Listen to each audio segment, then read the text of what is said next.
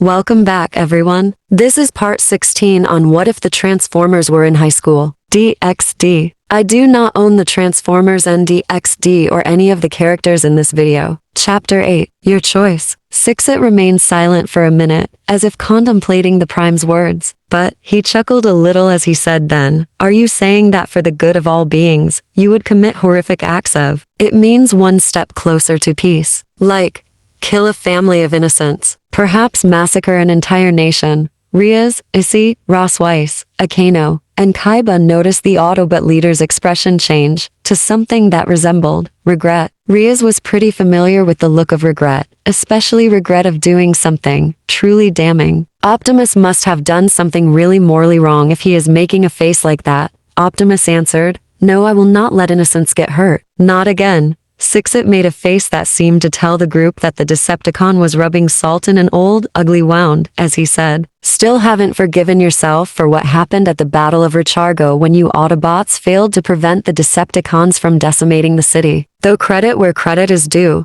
you Autobots were forced off of Nebulas because the Autobot you told the leaders of Nebulas to trust was really working for the Decepticons do. You still hear the screams of all those who died that week." Optimus' face furrowed from regret to self-blame as Sixit finished, "When your predecessor shot Gears and Windcharger in the back, and killed your dear friend, General Clayton Abernathy. You should have killed Megatron when you had the opportunity, especially since you knew the moment the two of you had your disagreement." Riaz was filled with more questions as the Combaticons ushered the attack. She asked as quietly as a mouse, "What happened back in your world, Optimus? What ugly skeletons are you hiding?" Based on what Sixit said, Optimus simply brought out his weapons as he said with finality, "I have paid for my mistakes, all of them, and I refuse to make any more." The Prime launched at the Six Changer as they both fought viciously. Issy could tell that Sixit was significantly better than Optimus was, but the Autobot managed to dent armor that even the Hulk couldn't dent. That must mean Optimus must have been strong enough to match Sixit in combat. Issy hated that he was too weak, that his friends tried to defend him and got really hurt because of that. He was supposed to be the Red Dragon Emperor, and yet Optimus is bailing him out from a confrontation with the Decepticons again. He had to wonder, how was it that someone like Sean, a practical human, can face such powerful mechanical beings without the assistance of his Pokémon? This led to an even more frustrating thought on how was he supposed to learn how to fight a Cybertronian. "Hey, Drake," Issy asked his partner, to which he asked,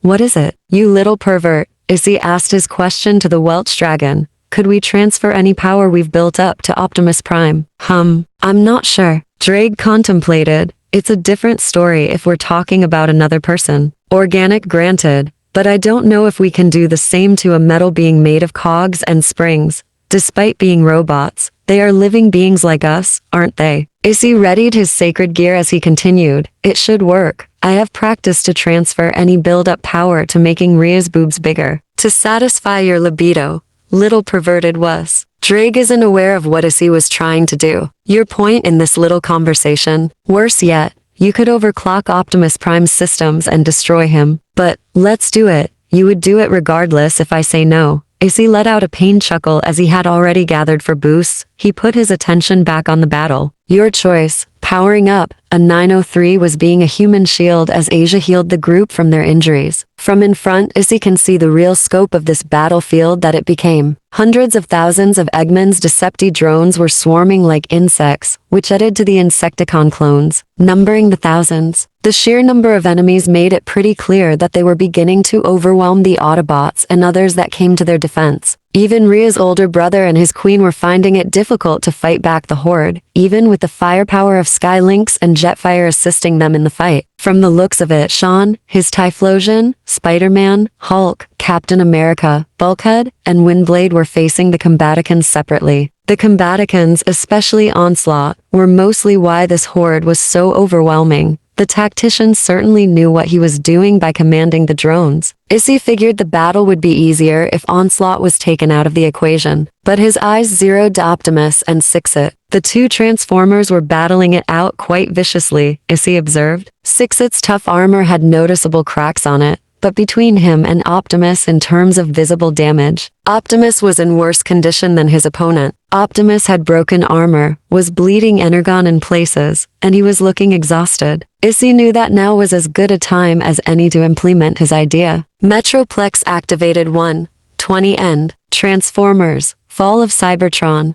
Okay now. Issy shouted as his boosted gear manifested a small orb of energy and launched it to Optimus' spark chamber, the gear shouting in his mind. Transfer. Optimus was caught off guard, as from his spark to the tips of his limbs, his body overflowed with magic energy. Optimus didn't have enough time to process what had just happened, as he could barely block a vicious kick from Sixit. The blow impacted with such force that it would be clear that it would snap steel girders like toothpicks. Optimus Prime put as much energy he could to throw a punch as fast as Sixit's kick to counter the Decepticon, and he succeeded in shattering Sixit's torso armor like glass. The attack stunned the Decepticon long enough for Optimus to tackle Sixit to the ground. Optimus then said to his opponent, "You will answer for your crimes against Cybertron and Nebulos, Sixit. Any further attempt at resistance will result in immediate retaliation." Sixit chuckled as he replied in a calm, unnerving voice, "Are you sure you need to focus on me, Prime? I'm sorry to say that the Constructicons and Combaticons have planted hidden antimatter bombs around the city's perimeter. They will go off in 16 minutes, and they could only be shut off by a kill code I possess. I will give it to you, but unfortunately, the deactivation code cannot be copied, only transferred."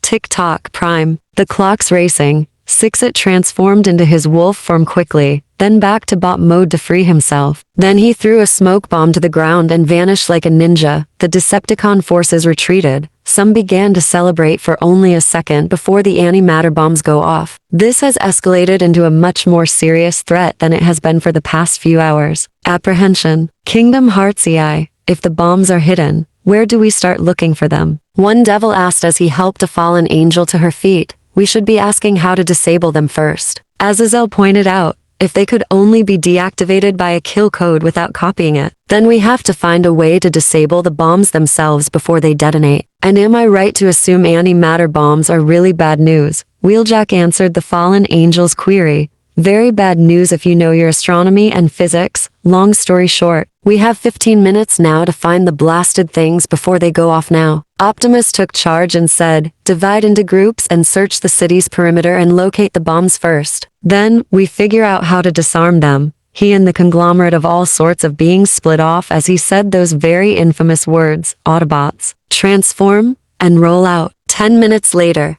Your choice. Race against the clock. Things have never been as stressful for the denizens of the underworld as the fact that antimatter bombs were about to be going off in 5 minutes. Perceptor and one of the other Autobots, a generic one by the looks of him, launched long-ranged scanners into the air. The instruments tuned to detect antimatter specifically. It took no longer than 20 seconds for Perceptor's assistant to shout, "Found the antimatter bombs. Where are they located, and how many?" demanded Azazel, with Optimus backing the fallen angel by the communicator. Perceptor answered almost immediately, but with a voice that felt quite grim. There are 27 in total. Transmitting their locations now to your onboard computers, Captain America said through the comms channel. You heard Perceptor. Find those bombs and hand them to Skylynx to gather them in one place. He and Blur are the only ones fast enough and strong enough to get those weapons together. Everyone shouted Usir through the comms channel, and soon enough, about a minute and a half, Skylynx and Blur gathered them in the ruins of the town center. Skylynx carried 8 of the last antimatter bombs and arranged them with the others while doing a kind of sliding land. 3 of the Autobots already there each remarked in a deadpan manner to themselves after seeing Skylynx do that. Show off.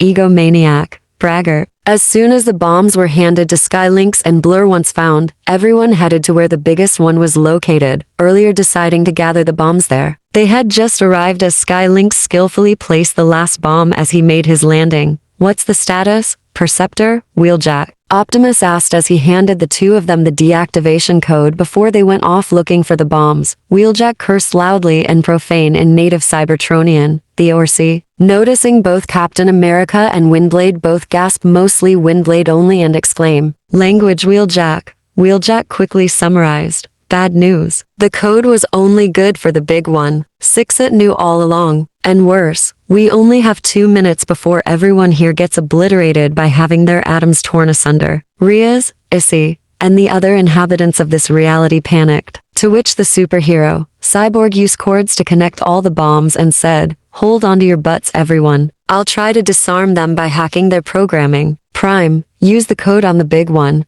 Optimus immediately complied as Tony Stark ran up and said to Cyborg, "You're going to need backup on this front, Victor. Fire it away. Run encryption algorithms in case the cons have planted a data mining virus inside their antimatter bombs. Running algorithms." Boss said the computerized UI system in the Iron Man suit. 4 heads are better than 2. Perceptor added as he and Tails assisted the two superheroes in the cybernetic battle in the digital plane. Azazel looked at the timers and those strange Cybertronian glyphs. He was quite thankful that Perceptor had earlier taught him and others how to read some of those glyphs, and felt intense pressure as he saw that there were a few seconds over a minute left before all of them go off. Izzy could only lay down in absolute horror and shame as he overheard what was going on by First Aid's comlink. He was still recovering from his brief battle with Sixit and was completely worthless in hacking, alien technology, and both at the same time. He felt utterly worthless in a way unprecedented since his first raiding game against Riser Phoenix. He wasn't the only one. Issy noticed how uncharacteristically tense Riaz was. This was way beyond her capabilities to deal with. She never had to contend with alien robots, cyberspace, and the like since the Transformers arrived in their reality. It was also clear that what Sixit said to her really got to the crimson-haired beauty. The two could overhear the 4 tech-minded heroes say quickly to each other numerous tech terms that flew over their heads, completely lost in what the technobabble spoken means. Countdown 0001, 57, Captain America,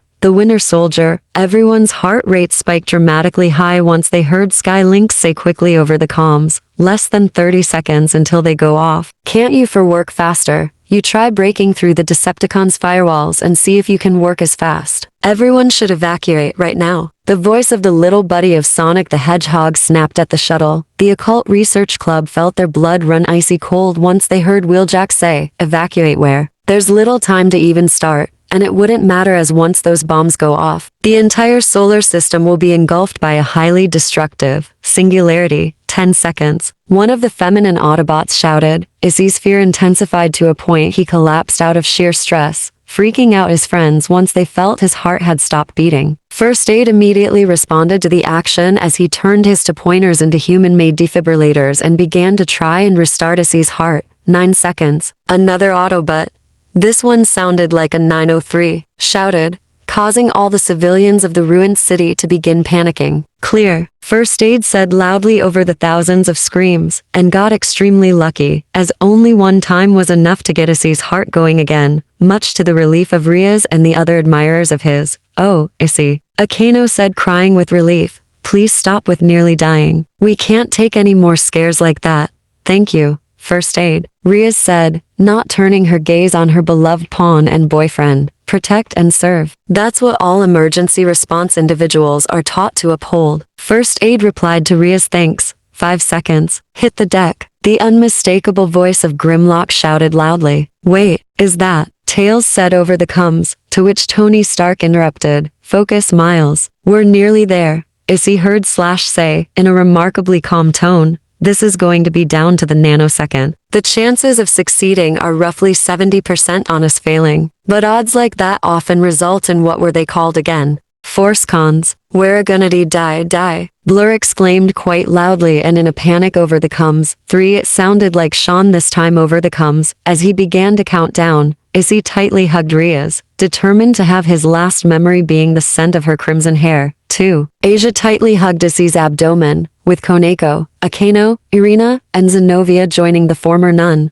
1. This is it. Goodbye, cruel world, Issy thought as he shut his eyes tightly, anticipating the boom to come from a weapon touted as worse than the nuclear bombs the world was ready to launch for the dreaded world where I got it. And just 30 hydrocycles to spare, Tails exclaimed through the comms, which was quickly followed by a deafening cacophony of cheering from everyone in this part of the underworld. The Occult Research Club let out a huge and loud sigh of relief and slumped to the ground. And it appeared that they weren't the only ones, as they saw First Aid and several other Autobots nearby react just like they did. "Oh yeah," Slash exclaimed. "Miracles. That's the word. Oh geez," Issy said like he ran to marathons back to back. "I thought we were goners. How much was a hydrocycle? Trust me, kid, said a winded windblade. You do not want to know specifically. All you need to know is that a hydrocycle is much shorter than a second by Earth metrics. That statement sent chills up everyone's spines. They were less than a mere second from total annihilation. They then heard Optimus Prime say through the comlink, "We will gather the injured and rendezvous to the safe zone in 5 minutes. First Aid responded, "Copy that, Prime. I got an injured Red Dragon Emperor to get proper medical treatment there. Don't keep us waiting, Doc. We have quite a few injured here that I need your help with treating," said Rosa Issy, forgetting that the Pokémon trainer was training to be a doctor herself. Your choice. It hasn't been exactly 5 minutes by the time almost everyone within a 100-kilometer radius was at the designated safe zone. Plenty of Autobots and soldiers of the 3 mystical factions forming a perimeter to ensure no Decepticon was getting in. Issy was stabilized as he was wrapped in bandages, remarking sarcastically that he's gonna look like a badass with gnarly-looking scars. Rhea swiftly smacked him in the back of the head for even suggesting that in a joking manner. "Okay, that should do it, Mr. Hoodoo," said a really cute devil nurse, that Issy couldn't help but ogle at her rather shapely figure and making his harem jealous. Issy broke his perverted gaze from the nurse once he heard the footsteps of Optimus Prime approach the group of teenagers. They were initially happy to see him, but that happiness swiftly turned to concern as he had a stoic, yet stern look on his robotic face. "I know you tried to face Six-It on your own without any backup. He could have killed you all, especially since his target was Issy Hoodoo." Issy felt like a kid being sent to the principal's office, especially with how Optimus was talking to them. "We underestimated your warnings about him and nearly paid the price," Kaiba said as he looked at his reattached arm thanks to Asia's help. Noticing his hand uncontrollably trembling, "It seemed that the damage done to you has severed many nerves. Six-It has hardly failed in taking out his intended targets," Rosa said as she inspected the young man's arm. If that's true, Riaz wondered, then, as an assassin sent to kill Issy, he would have done so based on what you all told us about him, and do it without any of us noticing. "I've learned about assassins enough to know that he really wasn't trying to kill us."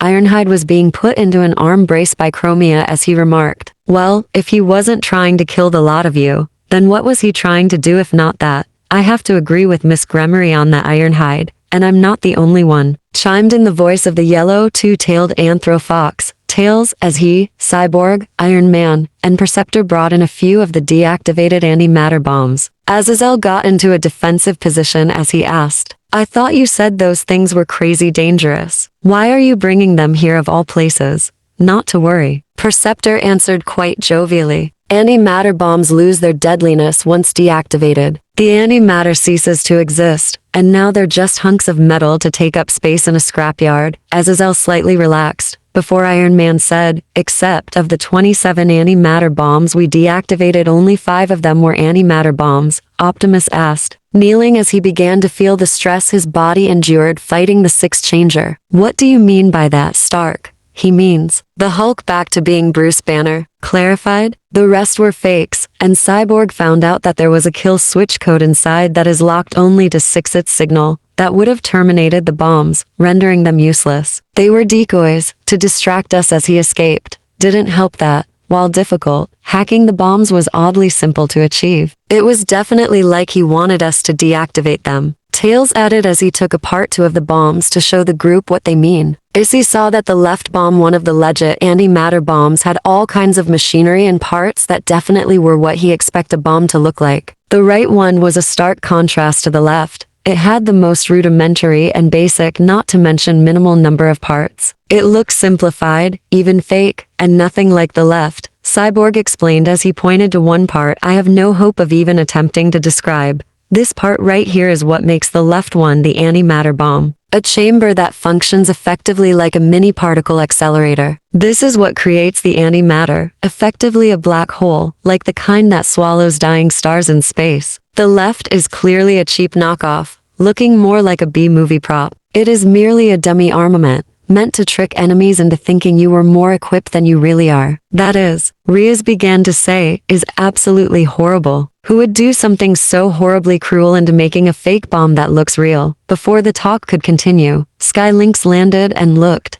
nervous as he said to Optimus, "Optimus, sir, we have a situation." Optimus noticed the nervous tone in the unflappable Skylinks, an extremely rare instance for Skylinks, which means this was serious. He asked as Ratchet arrived to treat his injuries. "What is wrong? You're never this nervous," Skylinks answered his leader. "Ever since my last visit to our base before Ghidorah messed with the barriers surrounding this reality and completely cut us off. I didn't notice it at the time, but I appeared to have stowaways that I didn't notice until 3 minutes ago." "Stowaways?" Ratchet asked in a fairly surprised tone, Ria's adding more to the medic's question. With her own, "What exactly do you mean? Stowaways? Skylinks? Well, see for yourself. Your choice." Innocent reveal. Skylinks transformed into his shuttle mode and opened the space shuttle's roof, where a mechanical arm grabbed something from inside. Then everyone else heard some very young voices say things like, "Hey, let us go," and such. Issy noticed Rosa and Sean's expressions change. It was clear by the looks in their eyes that they recognized the young voices. The sound of 2 young children. The arms soon pulled out, then put down 2 children, a boy and a girl who looked to be 5 and 4 years old respectively. The 2 squirming children were trying to break free from the arms Skylinks had grabbed them with. The 5-year-old was a young boy with brown hair that looks almost black in color. He also has eyes that looked like the irises were made of actual silver in color. Wearing a t-shirt with a pattern that looked exactly like the sigil of the Autobots, and a pair of shorts. He also had an air about him that told a few of the ORC members that he will grow to be a handsome young man, and noted he looks a little similar to Sean. The 4-year-old was a little girl with light brown hair that reaches an inch past her chin in length. She had cyan eyes, really fair skin even for a 4-year-old, and she wore a t-shirt with a skirt of sorts. She had an air about her, that as he noticed, that told him she will assuredly grow into an exceptionally beautiful young woman. After Skylinks set the 2 children down, he used his shuttle arm to grab and pull out of his maintenance deck 3 white and blue little mini-cons that were the symbol of the Autobots. They looked to transform, based on their kibble, into an odd-looking shuttle, a super tiny Concorde transport plane, and a mini Boeing liner. The 3 were plopped 7 feet to the left of the boy and girl. Not that Rosa, Twilight, and Sean were concerned. Their focus was squarely on the 2 children. Rosa said to them in a quite harsh tone, "Thomas, Maria, what are you 2 doing here?" The boy and girl flinched at Rosa, speaking to them with such a confrontational tone, and the glares that Rosa and Sean shot them. The boy gave a nervous smile, and replied with an equally nervous tone,